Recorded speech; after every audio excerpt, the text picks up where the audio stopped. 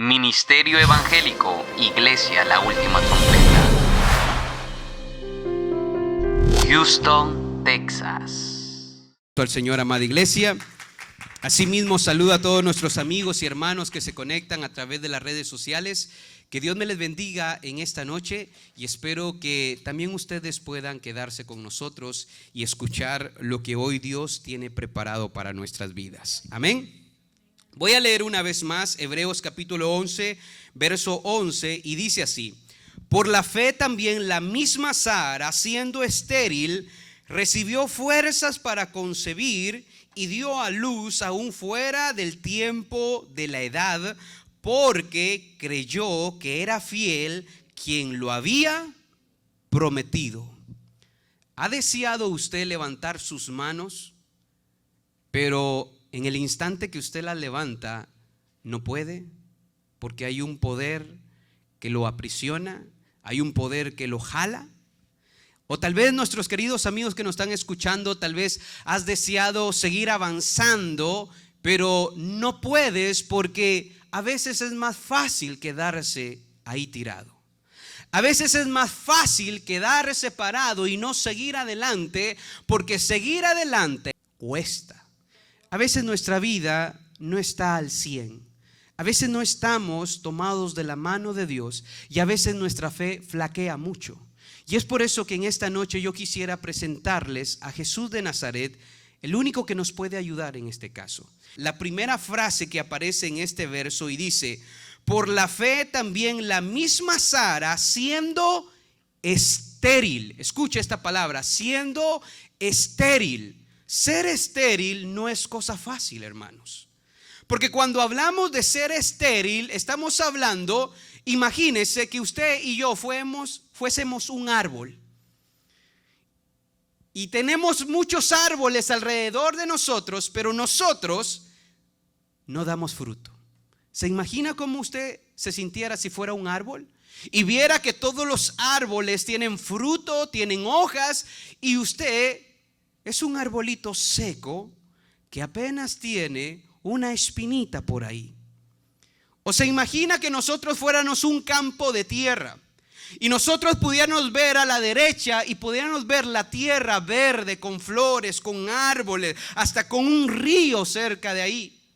Pero nosotros miramos nuestra tierra y nos damos cuenta que somos tierra árida, un desierto completo, que ni siquiera sale una florecita para alegrarnos el día. O pongámonos en la posición del ser humano. Cuando hablamos de esterilidad en la vida del ser humano, quiere decir que las personas, siendo esforzadas, siendo o teniendo las ganas de seguir adelante, no tienen resultados alguno. ¿No le ha pasado? Que ha tenido toda la disposición de levantarse, de entregarse a Dios y de ser ese hombre que en verdad tiene que ser delante de la presencia de Dios, o ser esa mujer que tiene que ser, pero usted lo intenta 1, 2, 3, 4, 5 y no hay resultado alguno. O se levanta con el deseo de hacer la voluntad de Dios, de entregarse a Dios, pero no hay resultado alguno. Eso se llama una vida de esterilidad. Y ese era el caso de Sara. No era fácil para Sara ser estéril, no tener descendencia. En aquellos días la descendencia era algo muy importante en las mujeres, pero Sara no podía tener hijos.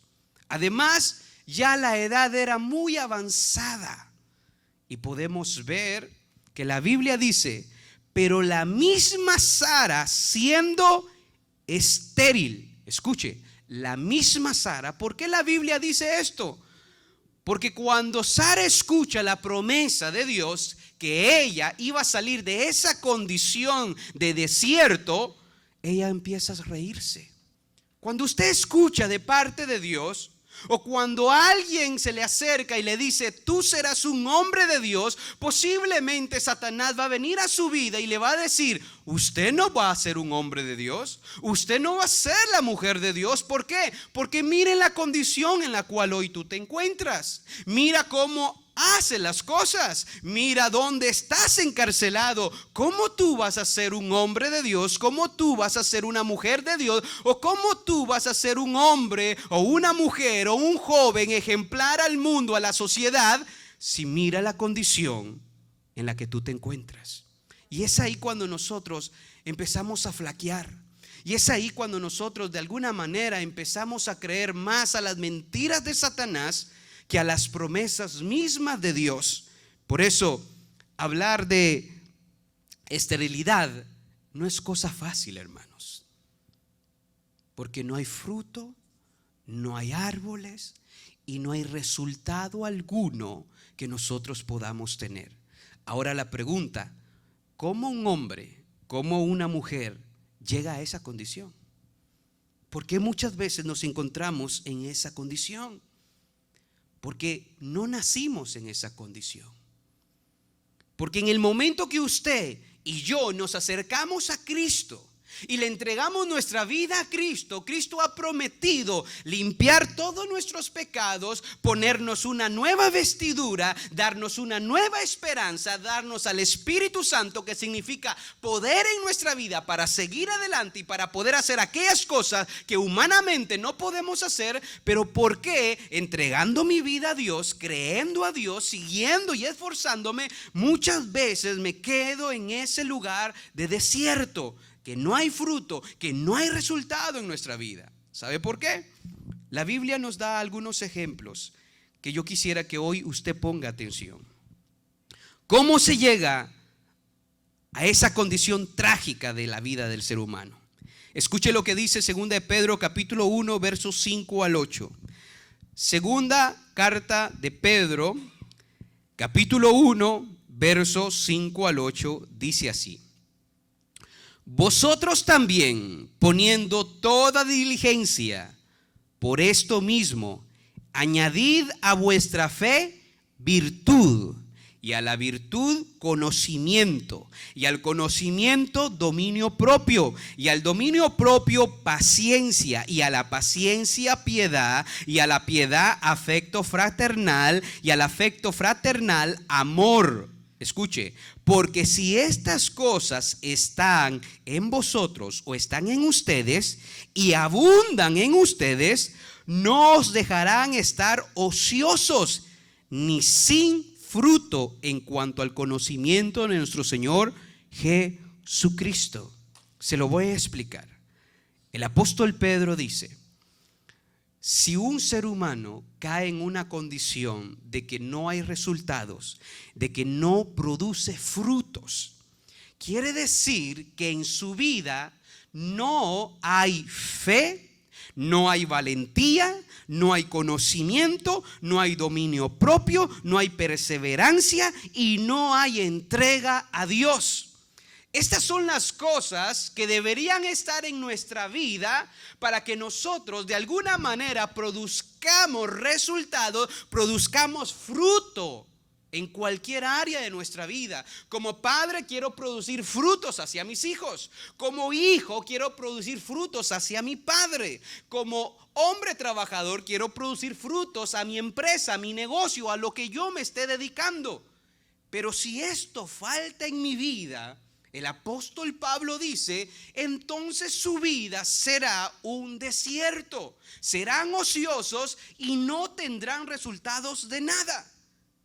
Entonces, si en mi vida, si en su vida no procuramos tener fe, si no procuramos ser valientes para podernos levantar aún cuando no hayan fuerzas, si en nuestra vida no tenemos conocimiento de la verdad que es la palabra de Dios, si en nuestra vida no hay dominio propio que es templanza, si en nuestra vida no hay perseverancia para seguir adelante y seguir intentándolo, no importa cuántas veces, pero voy a intentarlo porque Dios me ha prometido que si soy perseverante, entonces veré su mano ayudándome en mi vida. Y si en mi vida y en su vida no hay entrega a Dios, entonces empieza un desierto en nuestra vida. Ahora, Jesús nos dice un poquito más acerca de esta condición.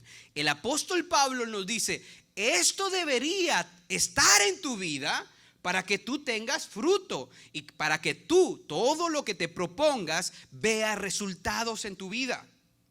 ¿Qué se ha propuesto, amada iglesia? Como padres, ¿qué se ha propuesto? Como hijos, ¿qué se han propuesto? O como jóvenes, ¿qué se han propuesto los jóvenes hoy en día? Como ministros, como niños, ¿qué se han propuesto? La vida sigue y la vida se pierde. Y tenemos que entender una cosa, de que tenemos que impactar, aunque sea a las personas que están cerca de nosotros. No se preocupe por impactar al mundo. Preocúpese por impactar a aquellas personas que están cerca de usted. Porque esas personas son las que le aman, las que van a estar siempre, aunque usted cometa errores.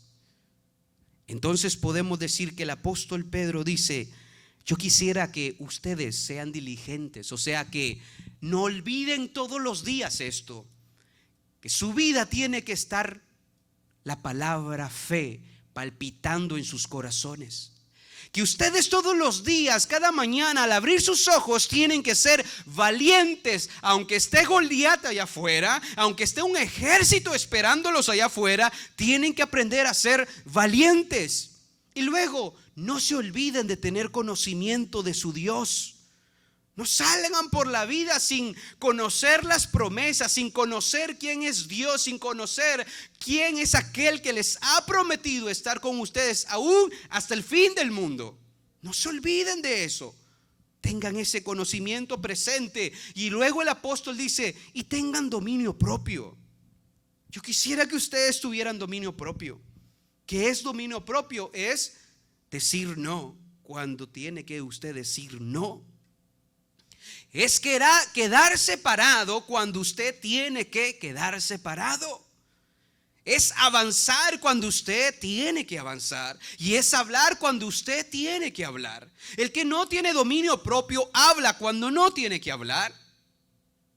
Se estanca cuando es hora de correr. Entonces el apóstol Pablo dice: cuánto yo quisiera que ustedes tengan estas cosas para que ustedes lleven mucho fruto en sus vidas. Y luego dice el apóstol Pedro, perseverancia. Nunca se cansen de intentarlo.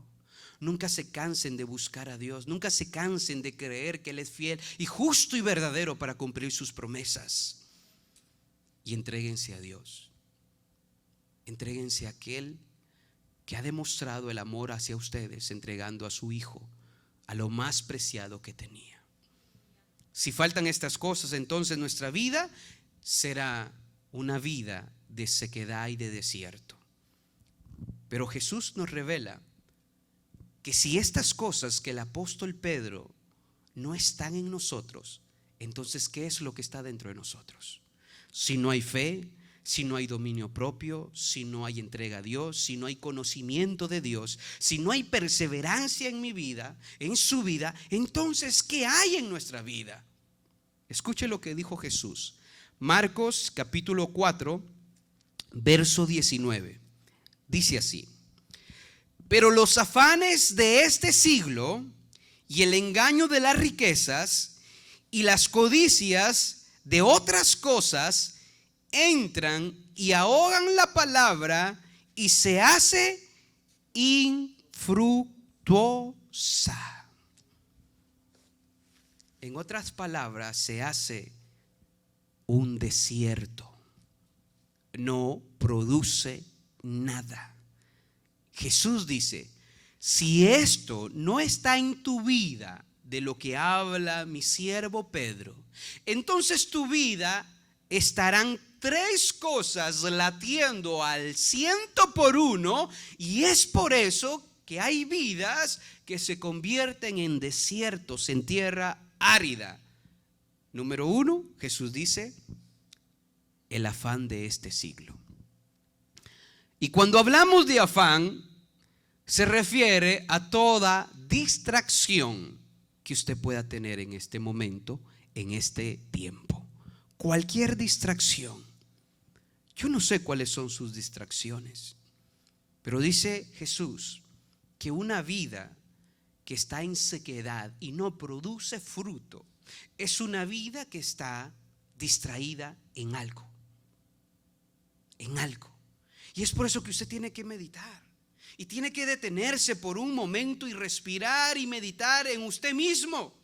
No meditemos en el error que cometió el hermano, en el error que cometen las otras iglesias, en el error que cometen los otros pastores. Meditemos en nosotros mismos, porque de aquí viene todo. Si en mi vida no hay fruto, si en mi vida hay sequedad, es porque el problema está acá, no está allá afuera, está aquí adentro. Jesús nos lo está diciendo, tu corazón está en afán, y afán significa distracción. ¿Qué te está distrayendo de Dios? ¿Qué te está distrayendo de creer en Dios, de acercarte con fe a Él? Cuando hablamos de afán, también hablamos de ansiedad. ¿Qué ansiedades están en sus vidas? Porque cuando usted empieza a vivir en ansiedad y en ansiedad y en ansiedad, eso produce sequedad en su vida. Eso produce que usted no dé fruto y que no vea resultado en aquellas cosas que se propone, ya sea en el ámbito familiar, en el ámbito espiritual o emocional. Cuando nosotros vivimos con ansiedades, mordiéndonos las uñas, ¿qué va a pasar mañana? ¿Qué va a pasar a la otra semana? ¿Qué va a pasar el otro mes? Jesús dijo, cada día tiene su afán. Tú no sabes si mañana vas a estar vivo. Tú no sabes si hoy en la noche te puede dar un paro cardíaco y nos quedamos ahí muertos. Jesús dice, cuando tú vives con ansiedad y desesperado por aquellas cosas que ni han pasado, entonces tu vida se va a convertir en un desierto, porque ese afán te va a ahogar. Va a ahogar mis promesas, va a ahogar mi perdón, va a ahogar todo lo que yo te pueda dar. Cuando hablamos de afán, también hablamos de preocupación. ¿Cuál es su preocupación? Todos tenemos preocupaciones. Los hijos, los biles, el ministerio, el qué dirá la gente. Porque a veces hasta la gente se preocupa por qué dirá la gente. A veces nos deberíamos preocupar más por lo que dice Dios de nosotros que lo que la gente va a hablar de nosotros. Usted hace bien, la gente va a hablar. La gente le va a señalar. Usted hace mal, aún la gente va a hablar y le va a señalar. Haga lo que haga, siempre va a haber alguien señalándole, acusándole y diciendo cosas erróneas.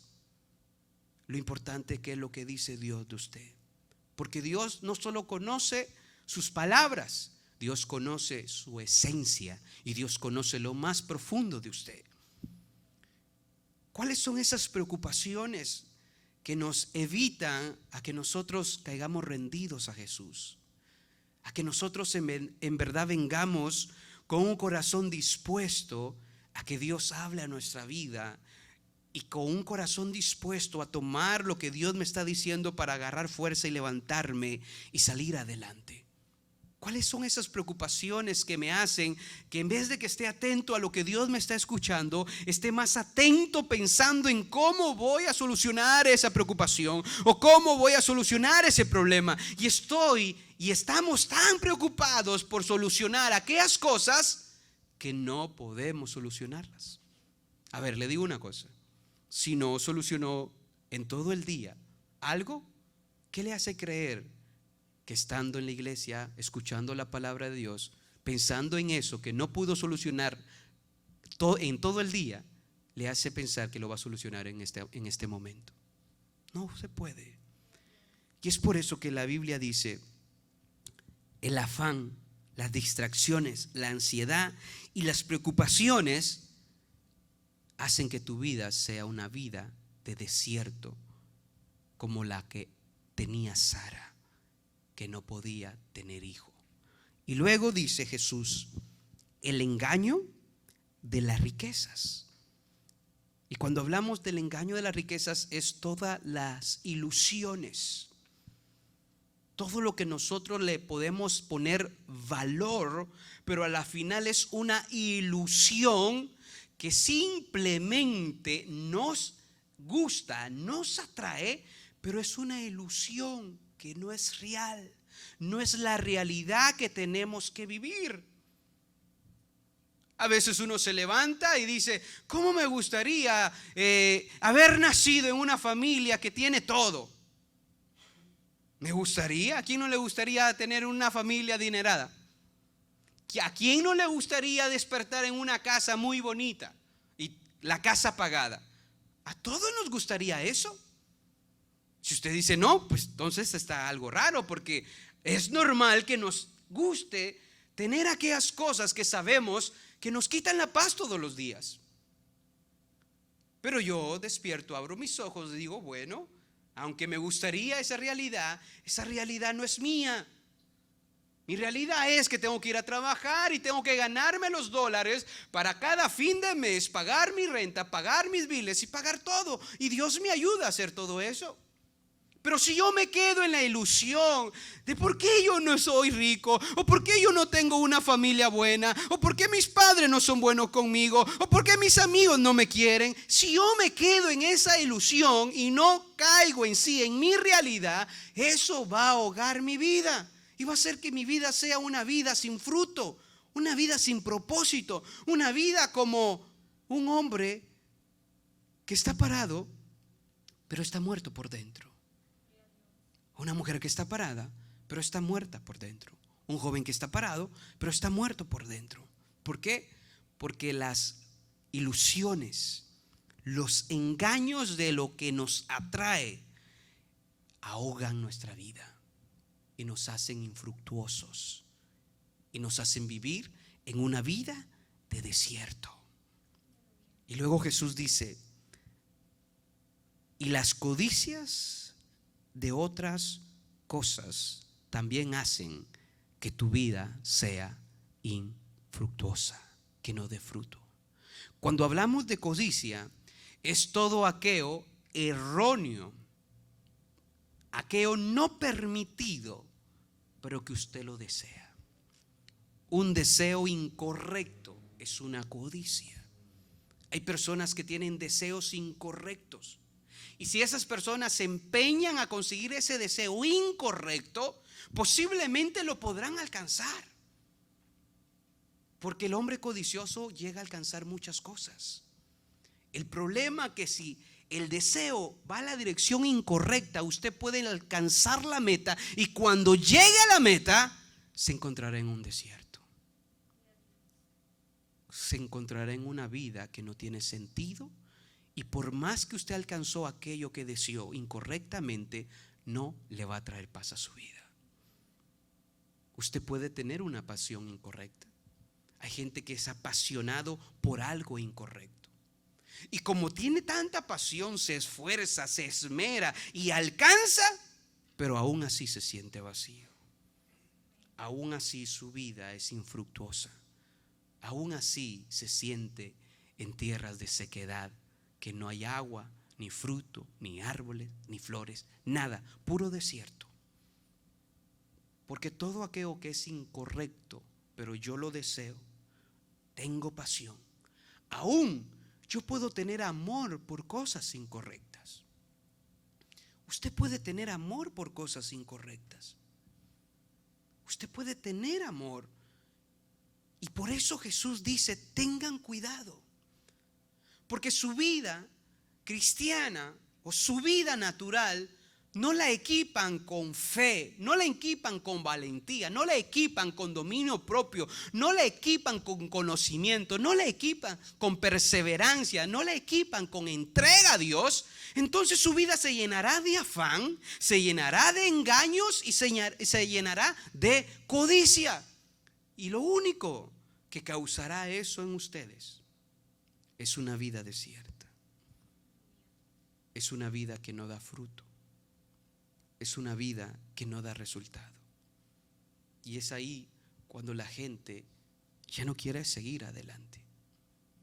Es ahí cuando la gente dice, ¿para qué me levanto si me levanto y a la misma vez me caigo?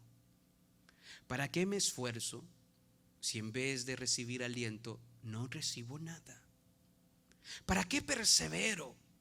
¿Para qué hago las cosas correctas si no miro nada de resultados? Y es ahí el peligro de caer en esa condición. ahí estaba Sara. En esa condición se encontraba Sara. ¿Cómo Sara recibe fuerzas en esa condición? Porque mire lo que dice la palabra.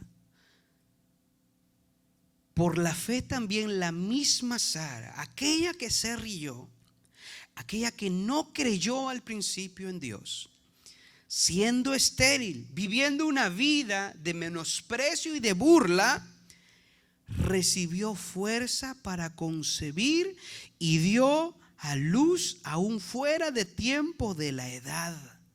Recibió fuerzas. Aún en esa condición, Sara recibió fuerzas para dar a luz. Aún en esa condición de mortandad, sin fruto, sin respuesta, sin mirar nada de cambios, aún en esa condición Dios puede venir a darnos fuerza para hacernos diferentes. La palabra recibió fuerzas en el original significa un poder milagroso. No está hablando de esas fuerzas que tiene un hombre que va al gimnasio y levanta pesas. No está hablando la Biblia de esas fuerzas. Está hablando que Sara recibió fuerzas, un poder milagroso. ¿Sabe cómo cuál? Como el que Dios utilizó para abrir el Mar Rojo. Nadie, ni todos los israelitas juntos, iban a poder abrir aunque sea 3 metros de mar.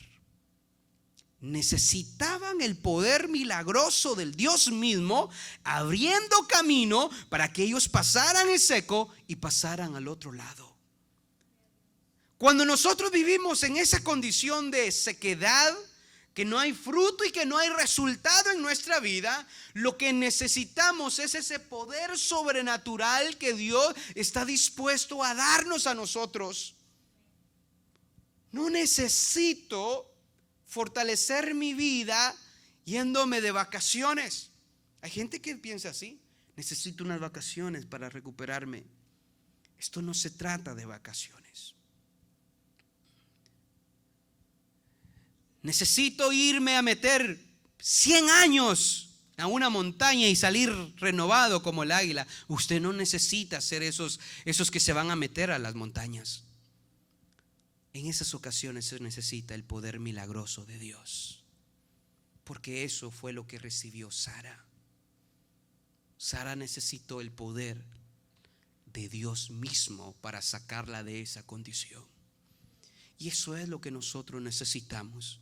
Si nosotros o alguno de los que están aquí o de los que nos están viendo han caído en esta condición, lo que tú necesitas es a Dios mismo depositando ese poder milagroso, como lo hizo con los israelitas cuando abrió el Mar Rojo.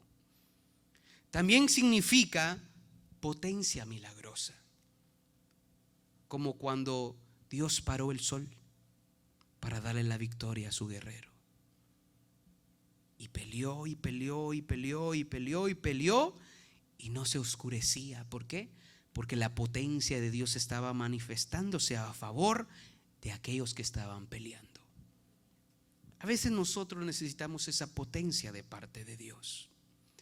A veces se nos acaban las fuerzas, pero Dios con su mano poderosa va a estar poniendo las fuerzas necesarias para que usted y yo nos levantemos. A veces se nos acaba el ánimo de todo, pero aún Dios estará con su mano poderosa poniendo esa potencia para que nosotros tomemos el ánimo, nos levantemos y sigamos adelante. Porque eso fue lo que recibió Sara: un poder sobrenatural, una potencia sobrenatural. Y yo quiero concluir esta enseñanza con esto. Y esta es la conclusión. ¿Por qué Sara recibió esas fuerzas milagrosas? ¿Por qué Sara? Si Sara se rió de Dios, si Sara no creyó en Dios al principio, si Sara le dijo Abraham, yo no puedo tener hijo. Agarra a mi sirvienta. Dios te prometió a ti, Abraham, pero yo no te puedo dar lo que Dios te está prometiendo. Entonces toma a la sirvienta. Sara de alguna manera cometió errores. Sara no creyó en Dios. Entonces, ¿por qué? Dice, porque Sara recibió fuerzas. Hebreos capítulo 11, verso 11 dice, porque creyó que era fiel quien lo había prometido. Sara dijo, yo no puedo. Cometí errores, pero sé que Dios es fiel para cumplir aquello que ha prometido. Y eso fue lo que hizo que Dios actuara en Sara de una manera poderosa. Porque aunque Sara cometió errores y se rió al principio, de alguna manera ella pudo entender, esto no depende de mí, esto no depende de mi fuerza, esto no depende de que yo nací siendo estéril, esto depende de aquel que me está diciendo que me va a dar un hijo. Esto depende de aquel que me está diciendo que me puedo levantar de donde hoy yo estoy tirado. Esto depende de aquel que es fiel para prometer y cumplir aquello que nos ha dicho a cada uno de nosotros. Yo no sé si Dios le ha dicho algo a usted, pero yo sí quiero recordarle algunas cosas que Dios ha prometido para su vida. Y la primera es: si están cansados y estar cargados, venid a mí y yo os haré descansar, dice el Señor. Jesús también dice: yo estaré con vosotros aún hasta el fin del mundo. Jesús también dijo: no os dejaré huérfanos, os mandaré al Consolador, para que Él os consuele, les muestre, les enseñe, les capacite y les recuerde mis palabras cuando vengan esos días duros que ustedes no pueden creer, que ustedes se rían como Sara se rió al principio. Jesús también dice: caerán a tu lado 1000, 10,000 a tu diestra, mas a ti no llegará mal alguno. Por cuanto tú has puesto tu confianza en mí, yo te responderé. Hay tantas promesas que tenemos en la Biblia. La pregunta es: ¿podemos nosotros creer que el que las ha dicho es fiel y justo para responderlas?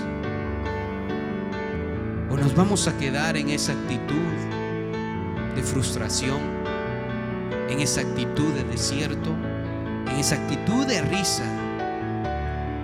Yo creo que es tiempo de creer en nuestro Dios y de creer fielmente a que Él es bueno y poderoso para cumplir sus promesas. Yo no sé si usted está pasando por tiempos difíciles, yo no sé si usted está saliendo adelante, pero lo que sí sé es de que Dios siempre manda sus fuerzas. Y hoy quisiera que se ponga de pie y que me permita orar por sus vidas, que cierre sus ojos ahí donde usted está. A los que nos están viendo también, en el amor de Cristo les pido de que puedan creer que aquel que ha prometido sus promesas es fiel y justo para cumplirlas. Ministerio Evangélico, Iglesia La Última Trompeta. Houston, Texas.